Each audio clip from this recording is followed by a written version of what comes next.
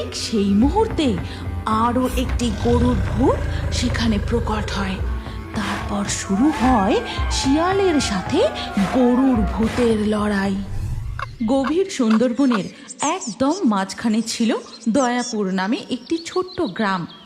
চারিদিকে নদী, কাদামাটি আর ঘন জঙ্গল। দিনের বেলাতেও সেখানের জঙ্গলে প্রবেশ করলে মানুষের বুক কেঁপে উঠত। এই দয়াপুর গ্রামেই বসবাস করত মাধব আর তার স্ত্রী রুক্মিণী। গিন্নি, তুমি শুনেছ কাল রাতে রহিমদের উঠোন থেকে হঠাৎ করেই সব কটা মুরগি উধাও হয়ে গেছে? হ্যাঁ গো, আমিও পুকুর ঘাটে বাসন ধুতে গিয়ে শুনলাম একইভাবে কারো বাড়ি থেকে হাঁস তো কারো বাড়ি থেকে ছাগল চুরি হয়েছে।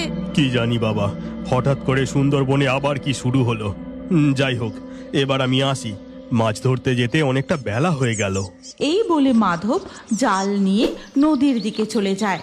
আর সেখানে পৌঁছে রামু ও তার স্ত্রী মিনতির সাথে দেখা হয়। মাধব, এইভাবে চলতে থাকলে তো আমাদের গ্রামে যে আর একটাও হাঁস মুরগি ছাগল কিচ্ছু থাকবে না রে, সব শেষ হয়ে যাবে। কাল রাতে আমি নিজের চোখে দেখেছি তিনটে বড় বড় শিয়াল আমাদের মুরগিগুলো ধরে নিয়ে উঠানের পাশ দিয়ে দৌড়ে পালালো। আচ্ছা, তার মানে সুন্দরবনে এখন শিয়ালের উৎপাত বেড়েছে। এবার যে দেখি আমাদের আরো সাবধানে থাকতে হবে। হ্যাঁ গো, শিয়ালগুলো কি বড় বড়, কি ভয়ঙ্কর ছিল, বাবারে বাবা। এরপর মাধব নৌকায় করে মাছ ধরতে চলে যায়। সারা দিন মাছ ধরে বিকেল বেলায় আবার সে বাড়ি ফিরে আসে। তখনই তাকে দেখে তার স্ত্রী রুক্মিণী বলে, হ্যাঁ গো, শুনেছ সুন্দরবনে নাকি বড় বড় শিয়ালের উৎপাত বেড়েছে। আজ থেকে না আমাদের হাঁস মুরগিগুলোকেও ঘরের ভেতরে রাখতে হবে। হ্যাঁ রুক্মিণী, শিয়ালের দলের ব্যাপারে শুনলাম। যা পরিস্থিতি, হাঁস মুরগিগুলো ঘরে না রাখলে ওই শিয়ালের দল আমাদের সব হাঁস মুরগিগুলোকে ধরে নিয়ে চলে যাবে।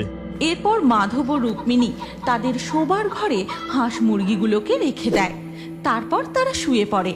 সেই রাতেই গ্রামের মধ্যে শিয়ালের দল ঢুকে চারিদিকে শিকার খুঁজতে থাকে।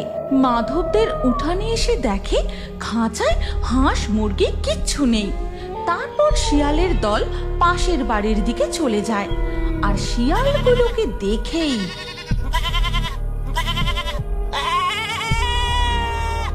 ছাগলটাকে একা পেয়ে শিয়ালগুলো খুব সহজেই তাকে ধরে নিয়ে গভীর জঙ্গল